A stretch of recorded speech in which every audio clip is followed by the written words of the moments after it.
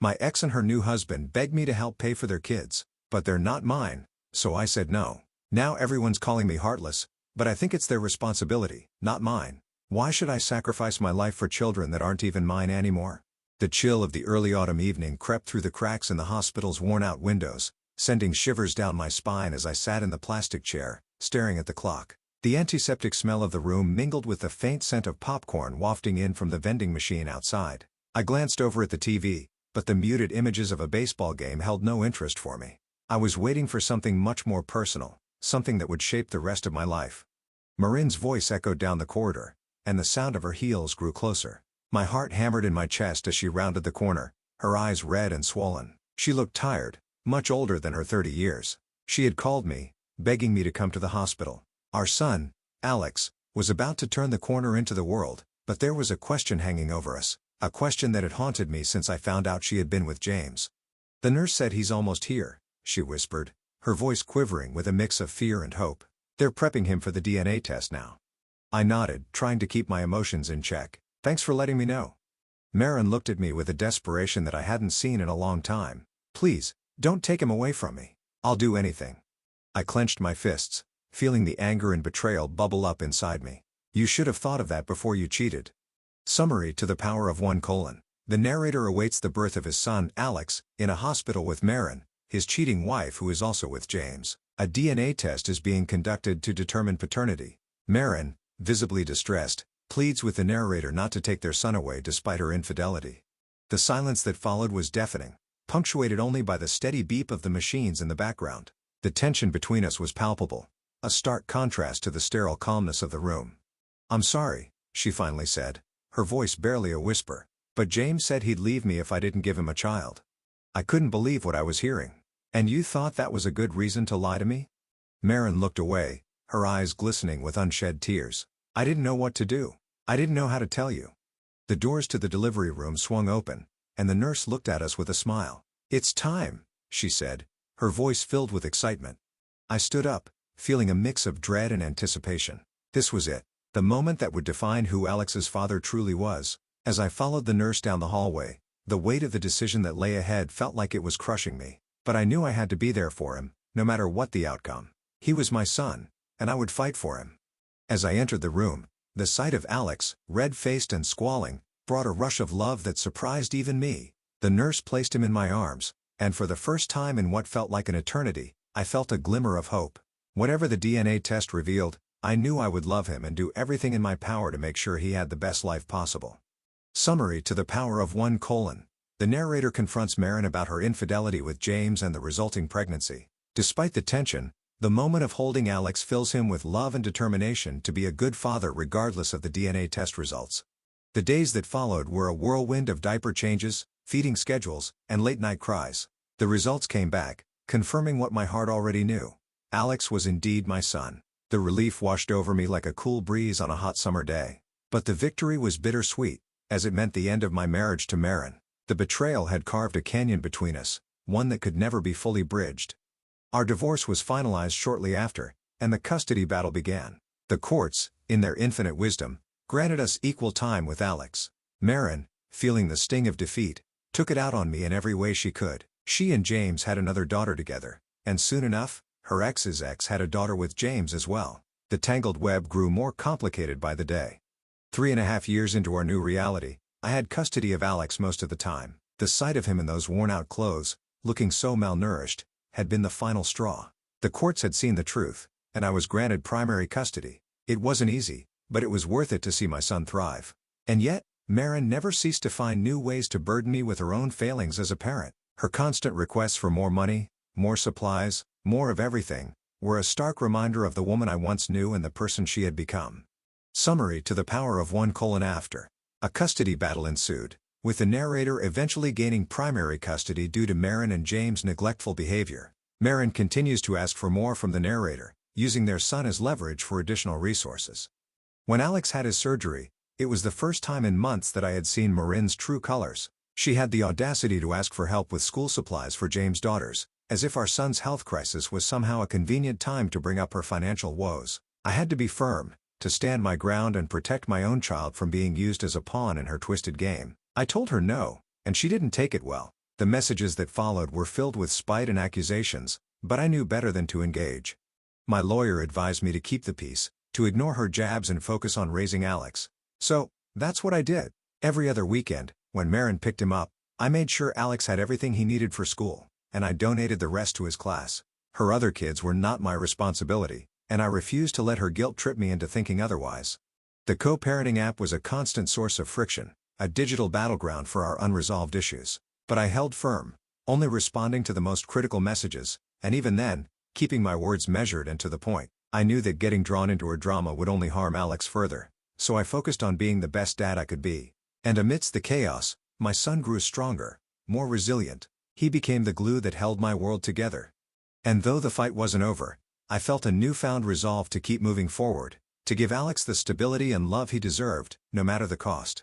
The storm clouds of our past had parted, revealing the first glimpse of a brighter future. And as I watched him sleep, his chest rising and falling with each peaceful breath, I knew that I would do whatever it took to ensure he had that future. But the calm was short-lived. A few days after the surgery, I received a flurry of messages from Marin, each more desperate than the last. She pleaded with me to reconsider my stance on the school supplies, telling me that her and James' financial situation had taken a turn for the worse. She painted a picture of their daughters going without, using words that tugged at my heartstrings. Yet, I knew that giving in would only encourage more manipulation. Ignoring the messages grew harder with each passing day. The accusations of being a bad father stung, especially when they were sent through an app designed for the sole purpose of maintaining a healthy co-parenting relationship. But I held firm, reminding myself of the battles I had already won for Alex. I didn't owe Marin or James anything but to be the best parent I could be for my son. The school year began, and the messages grew more persistent. The school sent home notices about supplies, and Marin would forward them to me with pleading notes attached. Her daughters' names were scribbled on the lists alongside Alex's, a silent demand for me to recognize them as mine. But the truth remained unchanged. They weren't my responsibility. I continued to donate to Alex's class and focused on his healing and adjustment to his new school year. One weekend, as Marin picked up Alex, she handed me a letter. "Read it," she said, her eyes boring into mine. "It's from James X." I took the envelope, feeling the weight of its contents, and waited until she was gone to open it. The letter detailed the struggles James X faced, raising their daughter alone with no help from him. It spoke of missed payments and broken promises. It was a stark reminder that the man I had once called a rival was now my ally in a way. We both knew the kind of person Marin had become.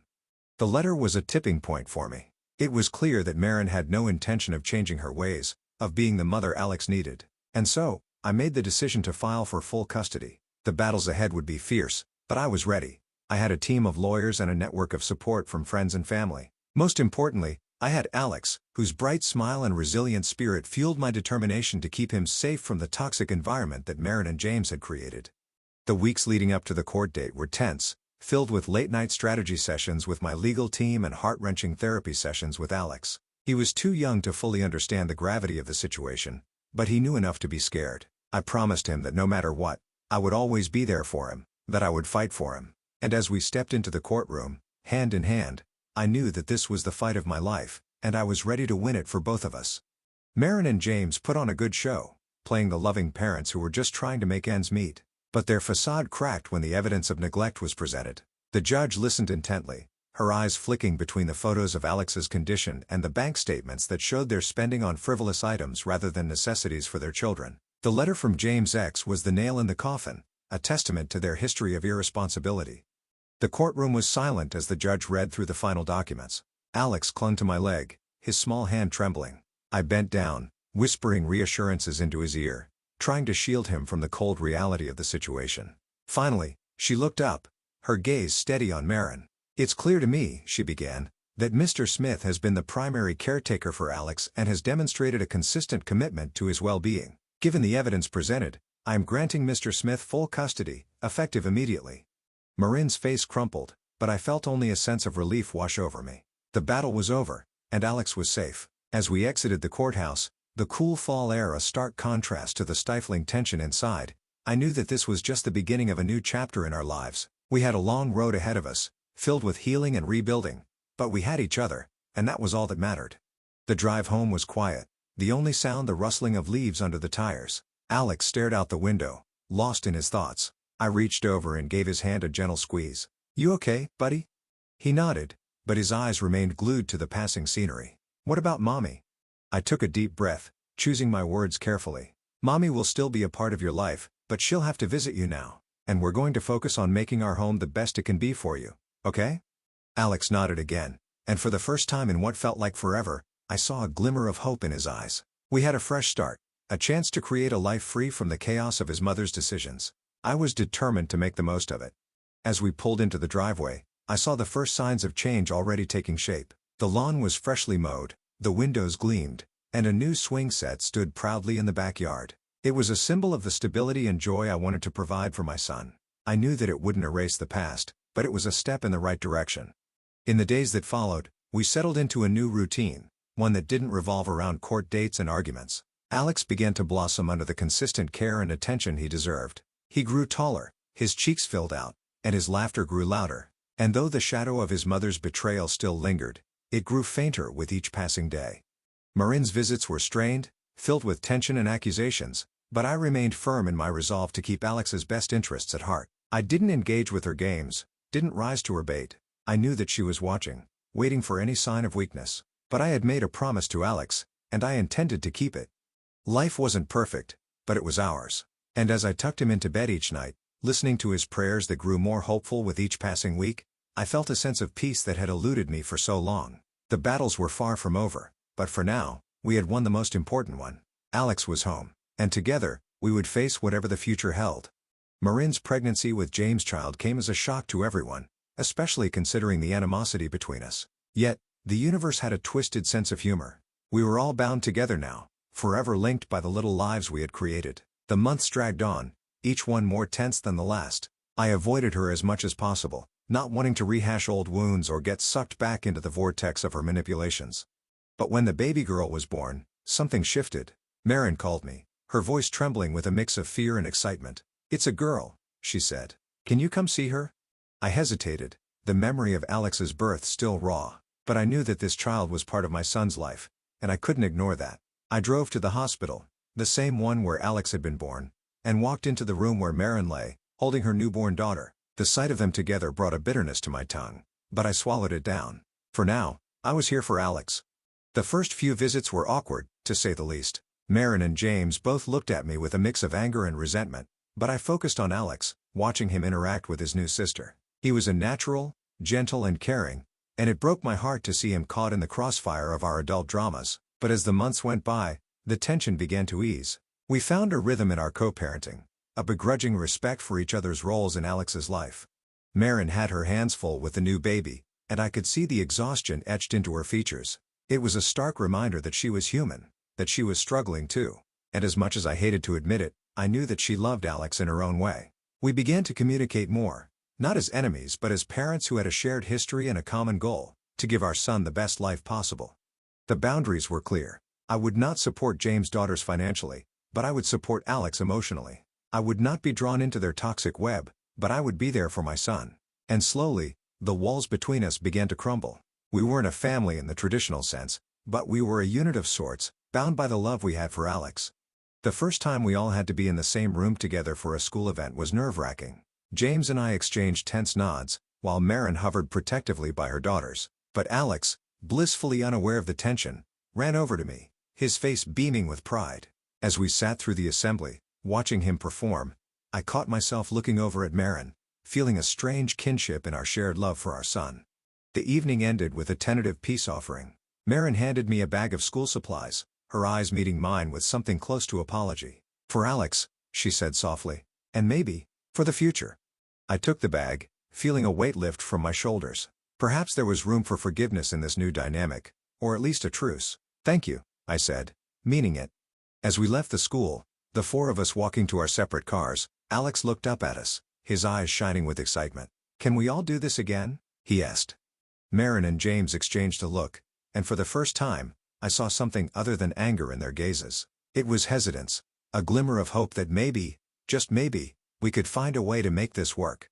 And as we drove home, the silence in the car filled with the promise of a new chapter. I allowed myself to believe that maybe, with time and effort, we could all learn to coexist for the sake of our son. It wouldn't be easy, but nothing worth fighting for ever is.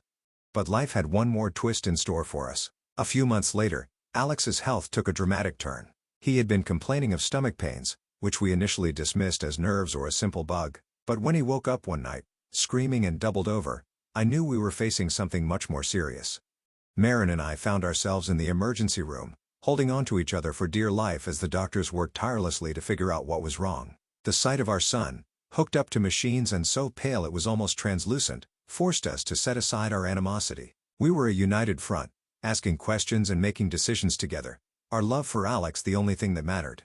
The days that followed were a blur of tests, consultations, and fear. We sat by his side, our hands intertwined, sharing stories of his childhood and whispering words of encouragement. It was in those moments, with the beeping of machines and the sterile smell of the hospital as our backdrop, that we realized how much we both loved him, and how much we had both failed him in our own ways. The diagnosis was severe, but treatable. Alex had a rare condition that would require surgery and a lengthy recovery, but we were determined to get him through it. Together, Marin and I shared the nights, taking turns sleeping in the uncomfortable chair next to his hospital bed. We talked, really talked, for the first time in years, and amidst the fear and the pain, we found a semblance of understanding. The surgery was a success, but the road to recovery was long. Each day, as Alex grew stronger, so did our bond. We made a pact to put aside our differences, to work together for him, and only for him. It was a fragile piece, but it was a start. And so, we entered into a new phase of our lives, a phase where co-parenting was no longer about winning or losing, but about giving Alex the love and stability he deserved. We attended doctor's appointments as a team, shared updates, and made decisions together. And slowly, the tension began to dissolve, replaced by a mutual respect that had been buried under years of anger and hurt. Marin and I had our issues, and James was still a sore spot, but for Alex's sake, we put on a united front. We realized that we didn't have to be best friends, or even like each other, to be good parents. We just had to love him enough to work together. And in the quiet moments, when it was just the three of us, it almost felt like we were a family again. But life is never simple, and ours was no exception. James' ex continued to struggle, and her messages grew more desperate. The school supply issue remained unresolved, a constant reminder of the tension between Marin and me. Yet, every time I saw Alex's smile, every time he called me daddy, I knew that I had made the right choice. Our family was complicated, but it was ours, and I would do anything to protect it. As the seasons changed, so did our relationship. We weren't just co-parents anymore. We were a unit, navigating the choppy waters of parenthood as best we could. And though the storm still raged around us, we had found a beacon of light in each other, guiding us through the darkness. We weren't perfect, but we were learning to be better, for him. The months after the surgery were a blur of doctor's visits, therapy, and adjusting to our new normal. Alex's condition was stable, but it required constant monitoring and care. And though the financial burden was significant, we managed to keep it together, sharing the costs and the responsibilities. It was a delicate balance, one that could easily be upset, but for now, it was working. The school supply issue came up again, and this time, when Marin asked for my help, I didn't hesitate. I knew that the supplies were just the tip of the iceberg, but it was a small step in the right direction. I bought the items for James' daughters, not out of obligation but out of a newfound sense of compassion. After all, they were Alex's sisters, and their well-being was important to him. The tension between us didn't vanish overnight, but it had eased. We had found a new rhythm, a dance of necessity that revolved around Alex's health. We communicated, sometimes begrudgingly, but always with his best interest at heart. And when the call came that Alex had taken a turn for the worse, the dance became a sprint. Marin's eyes were wide with fear when she called me, her voice shaking. "You need to come to the hospital," she said. "Now."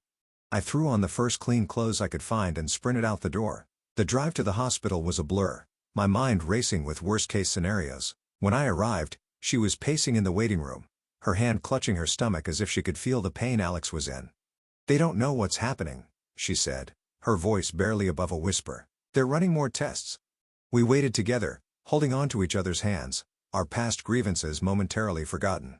When the doctor finally emerged, the gravity in his eyes told us everything we needed to know. Alex needed surgery, and he needed it now. The operation was a success, but the recovery was fraught with complications. For weeks, we took turns at his bedside, our conversations a mix of hope and despair. We didn't talk about the school supplies or the past. We talked about Alex, about his favorite toys and what we would do when he was better. And slowly, as Alex began to improve, so did our relationship. We found ourselves laughing together, sharing stories from our separate lives. There was a quiet understanding that we were both fighting the same battle, even if we had picked different sides. But it wasn't all smooth sailing. The school year rolled around again, and with it, the dreaded school supply list. This time, when Marin sent me a message, it was different. "We can't keep doing this," she wrote. "We need to figure out a way to make it work for all the kids." I took a deep breath before responding. "I know," I typed back. "Let's sit down and talk about it." We met at a neutral location, a coffee shop where we could be parents, not adversaries. We talked for hours, sipping lukewarm coffee and hashing out a plan. We agreed to set aside our anger and focus on what was truly important, our children's futures. We decided to create a fund, one that we both contributed to, for all the kids' school supplies. It wasn't about me supporting James' daughters, it was about us supporting Alex's siblings, the family he had grown to love despite the chaos. It was a small gesture, but it was a start.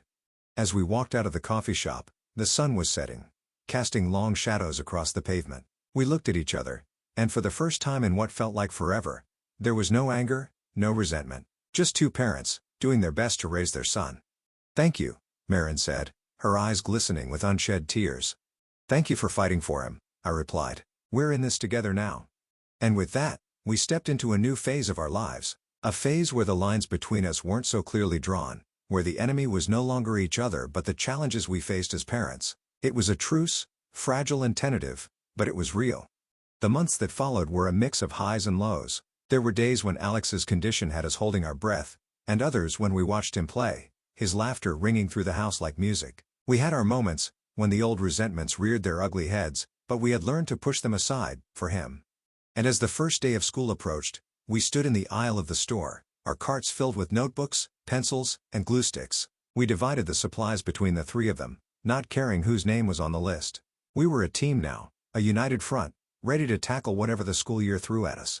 Marin handed me a pack of crayons. "These are for James' daughters," she said with a small smile. "Thank you for not making this harder than it has to be." I took them, feeling a strange warmth in my chest. "Thank you for understanding," I said. The air in the hospital was thick with tension and fear as we waited for the doctors to give us the latest update on Alex's condition. Marin and I hadn't spoken more than a few words to each other in months, but in that moment, all our anger and resentment faded away. We were just two parents, desperately trying to hold on to the little boy who had been the only constant in our tumultuous lives. When the doctor finally emerged, his expression was grim. Alex's condition had taken a sharp turn for the worse, and we needed to act fast. We found ourselves in the operating room, holding each other's hands as we watched our son being wheeled away. The room was a blur of white coats and stern faces, but the only thing that mattered was the small, frail hand that reached out to us, searching for comfort. The hours that followed were a roller coaster of emotions. We paced the halls, drank endless cups of cold coffee, and held each other up when it felt like we couldn't stand anymore. We didn't talk about the past, about the lies and the pain. We talked about Alex, about his first steps and the way he used to laugh when we tickled him. We talked about the future, about the baseball games and school plays we hoped to see him in. As the days turned into weeks, and Alex's condition began to stabilize, we realized that something had changed between us. The anger had been replaced by a quiet understanding, a bond forged in the crucible of fear and hope. We had come to terms with our shared love for our son, and that love had the power to bridge the chasm that had grown between us.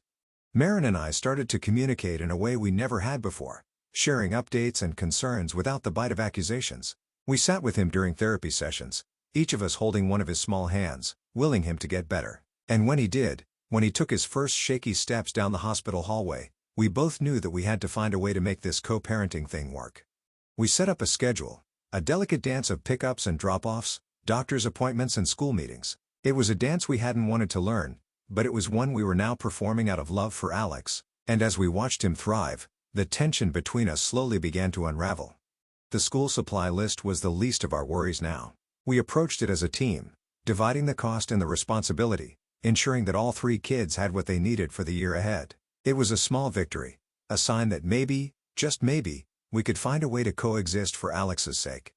And so, we stepped into the new school year with a fragile peace, a commitment to putting aside our differences for the sake of our son. We weren't a family in the traditional sense, but we were a family nonetheless. And as long as we had Alex, we had each other, bound by a love that had survived the storms of our past. Marin and I found ourselves at the school's open house, awkwardly navigating the crowded hallways together. We had agreed to be civil, to be there for Alex's sake, but as we sat in his classroom, listening to his teacher outline the year ahead, something shifted.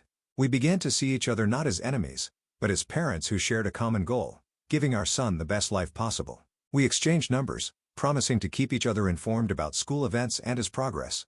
As the months passed, we grew more comfortable in our roles. We attended parent-teacher conferences together, our voices united when discussing his needs. We sat side by side at soccer games, cheering him on, our hearts swelling with pride as he scored the winning goal. And when the school play was announced, we both signed up to help, our shared love for theater bridging the gap between us. The day of the play arrived, and as we painted sets and sewed costumes, we talked. We talked about our hopes and fears for Alex, about the challenges of being a single parent. We laughed, for the first time in years, and the tension that had once choked the air between us began to dissipate. It was a begrudging friendship, one born of necessity, but it was real. But it wasn't all rainbows and butterflies. Life had a way of throwing us curveballs, and we were no exception. The school supply list came around again, and with it, the reminder of the past. Marin approached me, her eyes filled with something that looked suspiciously like hope. "Could we maybe split the cost this year?" she asked. I hesitated, the old anger bubbling up, but then I saw Alex playing with James' daughters in the schoolyard. They were happy, all three of them, and that was all that mattered. I nodded, and we worked out a plan. It wasn't perfect, but it was a start. As the year went on, we faced more challenges, but we faced them together. We supported each other through James' ex's ongoing struggles, and when Alex had a rough patch at school, we were both there, side by side, advocating for him. We had become a team, a dysfunctional one, sure, but a team nonetheless. And though we were far from the picture-perfect family we had once been, we had found something better, a partnership built on love and mutual respect. We were the parents Alex needed, and for that, I was grateful. As the final school bell rang, signaling the end of another year, we both knew we had come a long way. The future was uncertain, but we had each other, and that was all that mattered.